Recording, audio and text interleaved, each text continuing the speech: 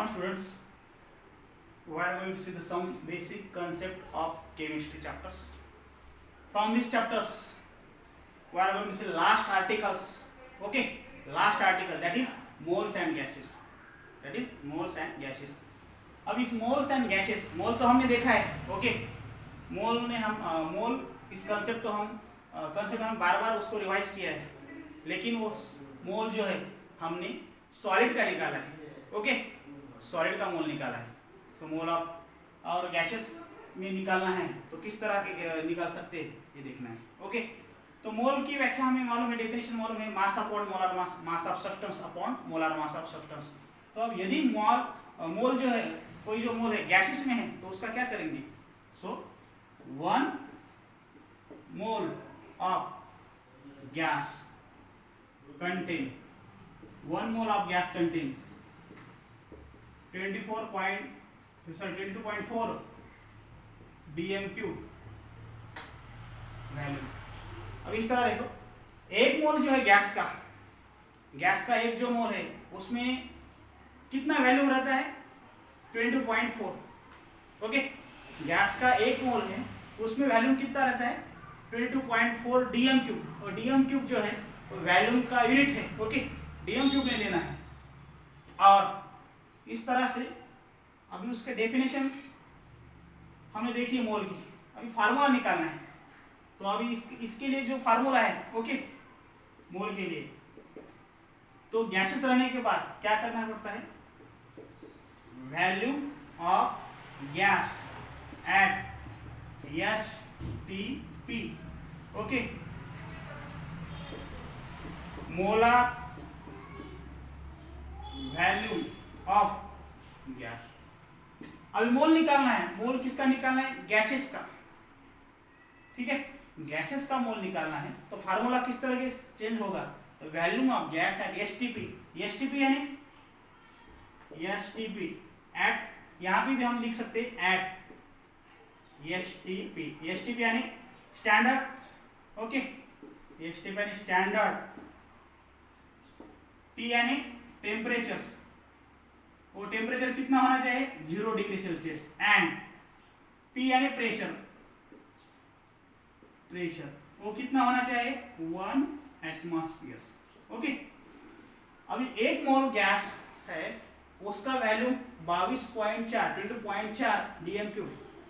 Okay, कब रहता है वो, जब उसकी STP कंडीशन मेंटेन होती है. STP यानी स्टैंडर्ड, T यानी टेम्परेचर, उस समय टेम्परेचर कितना चाहिए 0 डिग्री सेल्सियस, और प्रेशर कितना चाहिए 1 एटमॉस्फेयर. ओके, सो ये है फार्मूला. इस फार्मूले में क्या दिया हुआ है इस फार्मूले दिया हुआ है मोल निकालने के लिए क्या करना पड़ता है, वैल्यूम ऑफ गैस है STP जो दिया वाला है O, और molar volume of gas. Okay, वो फिक्स रहता है मोलर वैल्यूम ऑफ गैस. तो मोलर वैल्यूम ऑफ गैस हमको क्या लेना है 22.4, क्योंकि एक मोल में गैस का वैल्यूम कितना रहता है 22.4 dm³. तो जब हम उसको हल करेंगे, उसको सॉल्व करेंगे, ओके, उसका सोल्यूशन निकालेंगे, तब उस समय मोलर वैल्यूम ऑफ गैस क्या रहता है, लेना पड़ता है 22.4. Okay, so now next will the problems. Okay, तो यहाँ पे मोल एंड गैसेस, इसके हिसाब के अनुसार हमें मोल निकालना है और उसका मॉलिक्यूल निकालना है. ओके, तो calculate the number of moles and molecules of ammonia. What is formula of ammonia, NH3. Okay, gas कौन से स्टेट में हो, गैस स्टेट में. Gas in a volume of 67.3 dm³ of its measure at STP. इसका volume दिया हुआ है किसका, जो मोल का, कब एट STP में. ठीक है, हमें क्या निकालना है, हमें मोल निकालना है. कैलकुलेट नंबर ऑफ मोल, और मोल निकालने के बाद क्या निकालना है, मॉलिक्यूल निकालना है. हमें मालूम है मोल निकालने के लिए क्या फार्मूला है. अभी देखो यहाँ पे गिवन डेटा, ओके, यानी दी वाली इंफॉर्मेशन. तो इसमें क्या दिया है, वैल्यूम दिया है, volume of gas at STP. कितना है volume of gas at STP, वो है 67.3 dm³. 67.3 dm³, ये वैल्यूम दी है. ओके, अभी हमें क्या निकालना है, हमें मोल निकालना है। किसका मोल निकालना है, अमोनिया का मोल निकालना है। What is formula of ammonia, तो NH3 है। तो मोल निकालने के फार्मूला क्या है, volume of gas at STP, okay, और volume of gas at STP, molar volume of gas. जो शुरू में बताया अब इस लेक्चर में, वो मोल कैसा निकालना है, what is formula of mole, तो volume of gas at STP, standard temperature pressure जो दिए वाला है 67.3 DMQ, ओके, यहाँ पे दिए वाला है in volume of 67.3 DMQ of it measure at STP, okay. Molar volume of gas, problem start होने के पहले जब मोल निकाला है हमने, तो उस समय मैंने बताया कि जब मोलर वॉल्यूम ऑफ गैस लेंगे वो कांस्टेंट है, वो है 22.4। तो अभी volume of gas at STP इतना है, अब मोलर वॉल्यूम ऑफ गैस जो है उसका and molar volume of gas, उसकी वैल्यू क्या लेना है, 22.4। तो ये इसमें पुट करना है। तो अभी इसका क्या आएगा answer, mole is equal to volume of gas at STP कितना है, दिया वाला है 67.3, ओके। अब DMQ में मोलर वॉल्यूम ऑफ गैस तो कितना है वो 22.4। इसका यूनिट क्या है, DMQ, इसका यूनिट क्या है, DMQ, और एक पर मोल। DMQ रहता है पर मोल के लिए, एक मोल के लिए रहता है, ओके। हमें एक मोल के लिए निकालना है। अभी यहाँ पे DMQ यूनिट कैंसिल हो जाएगा, ठीक है। और यूनिट कैंसिल होने के बाद यदि हमने उसको 22.4 इसको यहाँ इससे डिवाइड किया तो इसका आएगा 3, यानी 3 पट है इसकी, 3 आएगा। अभी पर मोल है, ठीक है, पर मोल का ऊपर जाके क्या रहेगा, मोल, यानी इसका आंसर क्या है, मोल 3 मोल। ये जो प्रॉब्लम का सॉल्यूशन है, calculate number of mole, mole calculate किए हमने, तो कितना है वो 3 मोल। तो मोल का किस मोल जो वर्ड है कब आया वो, जब DMQ कैंसिल किए, नीचे जो है वो पर मोल है, ऊपर जाके वो मोल रहेगा, यानी इसको जो एक्सपांड किए तो इस तरह का पार्ट, ओके। अब इसके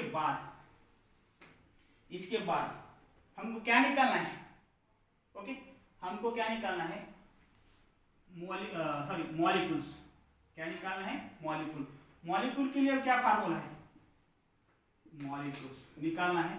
तो मॉलिक्यूल के लिए है mole into 6.022 10 to power of 23। ये क्या है, 6.022 10 to power of 23 Avogadro's number है, ठीक है। This value is nothing but the Avogadro's number. So why we multiply this Avogadro's number? So if you want to find out the molecules, number of molecules, so that time so we must multiply this Avogadro's number with the moles. So that then we can obtain molecules, number of molecules. यहाँ पे number of molecule, if we write molecule, it is okay. If we write number of molecule, it is also okay. So we have not a sufficient space here, so we will just write here molecules. So next, तो molecule निकालने के लिए हमने ऐसा molecule का जो formula है यहाँ पे लिखा है।